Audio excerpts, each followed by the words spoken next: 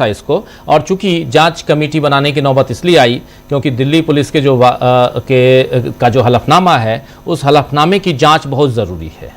उस हलफनामे पे भरोसा नहीं कर सकते आप।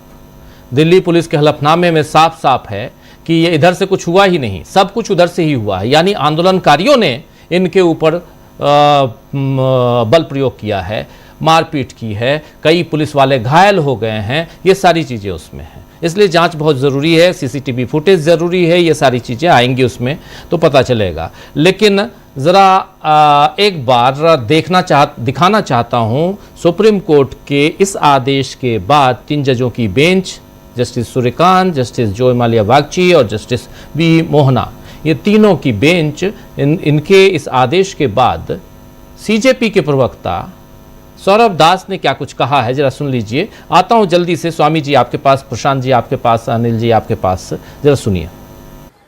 दोस्तों, ये सरकार फिर से युवाओं के साथ बहुत बड़ा विश्वासघात करने जा रही है। आज सुप्रीम कोर्ट में जो बंच ऑफ पिटिशंस है, जिसमें पुलिस ब्रुटैलिटी मतलब जुलाई 20 को जो युवाओं के साथ बर्बरता हुई थी जंतर मंतर में, उसके बारे में पिटिशंस का हियरिंग था। उस हियरिंग में हम दोनों गए थे। वहां पे आज सुप्रीम कोर्ट के जजेस ने क्लियर कर दिया एंड सरकार से क्लियर करके बोला कि आप हमें एफआईआर्स, जो सारे देश भर में एफआईआर्स हुए छात्रों के खिलाफ, युवाओं के खिलाफ, उसका एक लिस्ट दे दीजिए। वो लिस्ट मिलते ही हम अपना आर्टिकल 142 पावर यूज करके वो सारे एफआईआर्स को एक झटके में खत्म कर देंगे, क्वॉश कर देंगे। लेकिन सरकार की मंशा आज वो नहीं लगी। सरकार हेजिटेट कर रही थी, सरकार चुप रही, सरकार ने कोई कमिटमेंट नहीं दिया। उन्होंने बोला कि 2800 हार्डन क्रिमिनल्स है, उनके लिए तो हमें इन्वेस्टिगेट करना पड़ेगा। तो सुप्रीम कोर्ट ने ये भी ऑप्शन दिया कि वो 2800 जो हार्डन क्रिमिनल है, हीनस क्राइम्स कर रहे हैं, उनका एक अलग से आप एफआईआर का हमें लिस्ट दे दीजिए। लेकिन जो युवा और छात्र है उनके खिलाफ जो एफआईआर है उसका एक लिस्ट दीजिए, वो हम एक झटके में खत्म कर देंगे। लेकिन सरकार ने कोई कमिट नहीं किया। मुझे लग रहा है सरकार एक बहुत बड़ी एक कॉन्स्पिरेसी रच रही है, फिर से युवाओं के साथ, जेनजी के साथ एक बड़ा विश्वासघात कर रही है। कॉकरोच जनता पार्टी इस चीज का खंडन करती है एंड बिल्कुल एक्सेप्ट नहीं करेगी। हम लोग, अगर सरकार का मंशा, हमें यही लगता है नेक्स्ट 1 से 2 दिन के अंदर अगर उनका मंशा ये बदला नहीं, अगर वो अपना तरीका सुधार नहीं लेते, जो उन्होंने जुलाई 25 को कमिटमेंट दिया था पूरे देश भर के सामने युवाओं को, अगर वो उसका अमल नहीं करते, तो कॉकरोच जनता पार्टी एक अपना नेशनल वर्किंग कमेटी का मीटिंग बुलाएगी एंड उस मीटिंग में हम लोग डिसाइड करेंगे कि आगे हम लोग क्या एक्शन लेंगे, क्योंकि हम युवाओं के साथ ये विश्वासघात नहीं होने देंगे। और ये हम अगस्त 2 से देख रहे हैं, क्योंकि हमारा जो डेलीगेशन से जिससे हम मिलते हैं गवर्नमेंट के, उनको हमने एक बाकायदा पूरा ड्राफ्ट दिया था। उस ड्राफ्ट में पूरा मेंशन है कि कितना कॉम्पनसेशन देना है। उन्होंने वहाँ पे हमें गारंटी फिर से दी कि वो आर्टिकल 142 के लिए यहाँ पे बात करेंगे। अगस्त 2 के बाद से उन्होंने हमसे कोई भी मीटिंग नहीं करी है। हम कल रात तक ट्राई कर रहे थे कि हमें पता चले कि आज वो क्या बोलने वाले हैं, लेकिन वो नहीं बताया गया। इससे यही समझ में आ रहा है कि वो डीले करना चाहते हैं और इस देश में ऐसा चलता आ रहा है, जो चीज़ डीले होती है वो लोग कहीं ना कहीं भूल जाते हैं और फिर यहाँ पे आप एक्शन ले सकते हैं बच्चों के अगेंस्ट। तो हम बिल्कुल भी नहीं चाहते हैं, जो हमसे वादे किए गए थे 20 जुलाई को, 1 महीना होने को आया है। हम सरकार से फिर से बोलेंगे कि आपने जो चीज़ें बोली थी, आपके डेलीगेशन ने जो हमें प्रॉमिस करा है कि यहाँ पे वो सुप्रीम कोर्ट से अपील करेंगे आर्टिकल 142 के लिए और सारी एफआईआर को क्वॉश करने के लिए, वो जल्द से जल्द करी जाए और सारी एफआईआर की कॉपीज भी हमें प्रोवाइड कराई जाए। सारा जो लिस्ट सुप्रीम कोर्ट ने आज 3 बार बोला सरकार को देने के लिए, वो सरकार क्यों नहीं देना चाहती है एफआईआर का लिस्ट? क्यों युवाओं के खिलाफ वो सारे एफआईआर को लंबित रखना चाहती है? तो हम चाहते हैं कि सरकार जल्द से जल्द ये एक्शन ले, ये कमिटमेंट दिया था वो कमिटमेंट को ऑनर करे, नहीं तो कॉकरोच जनता पार्टी को डिसाइड करना पड़ेगा कि कैसे वो सरकार से ये सारी चीजें अमल करवाए। तो अभी आप सुन रहे थे, यहाँ पर साफ साफ जो बातें कही जा रही हैं कि इस फैसले के बाद आखिर इसमें जो सवाल उठ रहे हैं, ये सवाल क्यों हैं और इसके बाद आगे कॉकरोच जनता पार्टी क्या करने वाली है। लेकिन यहाँ पर बहुत इंपॉर्टेंट हो जाता है कि एक तरफ सुप्रीम कोर्ट में आज इस पर सुनवाई, जिस सुनवाई के लिए पहले सुप्रीम कोर्ट ने मना कर दिया था, वीडियो देखने का समय नहीं था। ये जो परिवर्तन हुआ है, स्वामी जी जरा आपके पास आना चाहता हूँ कि एक चिट्ठी लिखी जाती है, याचिका के तौर पे ही लिखी जाती है, वीडियो फुटेज देखने के लिए वहाँ पर रिक्वेस्ट किया जाता है और यही सीजेआई साहब कहते हैं कि हमारे पास ये समय, इसके लिए समय नहीं है। और आज सीजेआई इस पर बहस सुनते हैं और उस पर फैसला देते हैं।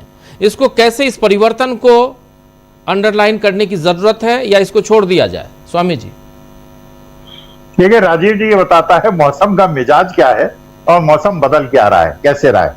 आपने कुमार विश्वास का भी सुना होगा एड्रेस, आपने रामदेव को भी कई बार पलटी मारते हुए देखा होगा, कभी इधर गए कभी उधर गए। कभी दिल की बात की, फिर उसके बाद पलट गए, छोटे बच्चों को नहीं आंदोलन में पार्टिसिपेट करना चाहिए। लेकिन धीरे धीरे लोग पलट रहे हैं और लोग महसूस कर रहे हैं कि बहुत गलत दिशा में देश जा रहा है। एक सोशल मीडिया के अंदर राजीव जी एक जोक चल रहा है। एक व्यक्ति जाता है माननीय प्रधानमंत्री के पास और कहता है कि साहब बहुत बड़ा भ्रष्टाचार हो गया, मेरे पास प्रूफ है, 500 करोड़ रुपए खर्च होने थे, 3000 करोड़ रुपए खर्च हो गए और मेरे पास प्रूफ है, बहुत बड़ा भ्रष्टाचार हो गया। तो मोदी जी कहते हैं, ये सोशल मीडिया का मजाक है, वो कहते हैं, मोदी जी कहते हैं बड़ा कड़ा दंड दो इन लोगों को, बिल्कुल जेल भेज दो। तो वो आदमी कहता है कि साहब किसको भेज दें, वहां जो ठेकेदार हैं उनको भेज दें।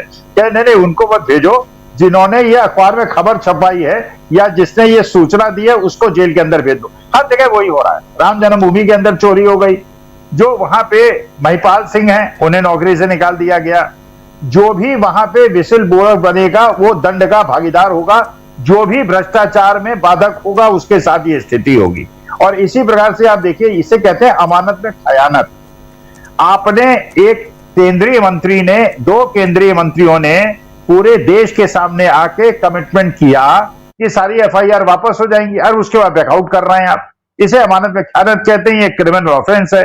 आपने अच्छा क्या मैसेज दे रहे हैं आप बच्चों को, ये बच्चों को ये मैसेज, अच्छा फिर पुलिस का स्टेटमेंट क्या मैसेज दे रहे हैं, पुलिस ने कुछ नहीं किया, बच्चों ने किया। अरे पूरे देश ने देखा है, पूरी दुनिया ने देखा है किस प्रकार के एक्सेसेस हुए हैं, छोटे छोटे बच्चों को पीटा गया है। अरे वो जो लड़की है जिसपे वो एसएचओ साहब जो है वो बदतमीजी कर रहे हैं, बेहूदगी कर रहे हैं, और एसीपी साहब थप्पड़ मार रहे हैं एक लड़की को, ये चीजें क्या इसमें कोई उसकी सर्कमस्टेंशियल एविडेंस की जरूरत है? डॉक्यूमेंटल एविडेंस है, एवरीबॉडी हैज सीन। जिस तरह बच्चों को पीटा गया है, पैलेट गन चलाई गई, कोई कह रहा है पैलेट गन नहीं चली, कोई कहता है ये चला, कोई कहता है नहीं चला, 10 लोग घायल हो गए। पर देखिए बिल्कुल एक प्रकार से इन्होंने हमारे देश के बच्चों से पंगा ले लिया है। और ये जो पुणे के अंदर करने जा रहे हैं, जो पुणे के अंदर इन्होंने इंडिकेशन दे दिया है, इसका मतलब ये है हमारे देश को, युवाओं को ये चैलेंज कर रहे हैं। बड़ा खतरनाक स्टेप है और ये बिल्कुल सही बात है। किरण रिजिजू के अलावा कोई भी केंद्रीय मंत्री, कोई भी बड़े कद का नेता मोदी जी को, शाह जी को बचाने के लिए सामने नहीं आ रहा है। इसका मतलब यह है कि भारतीय जनता पार्टी के अंदर बहुत बड़ा एक युद्ध चल रहा है और जिसकी परिणति आपको कुछ देर में देखने को मिलेगी। मेरे ख्याल से जो ये चल रहा था कि अभी नरेंद्र फिर देवेंद्र, जो एक मुंह चला था कि देवेंद्र फडणवीस शायद अगले देश के प्रधानमंत्री बनेंगे, अगले 15-20 दिन में नरेंद्र मोदी बोल ले लेंगे। अमित शाह साहब हैं, इन्होंने किसी अपने अधिकारी से यह आदेश करवा दिया है पुणे के केस के मामले में, जिससे बदनामी सारी की सारी देवेंद्र फडणवीस के हिस्से में आएगी। तो ये कई तरह की लड़ाइयां इस समय चल रही हैं। देवेंद्र फडणवीस वर्सेस अमित शाह चल रही है, अमित शाह वर्सेस नीतीश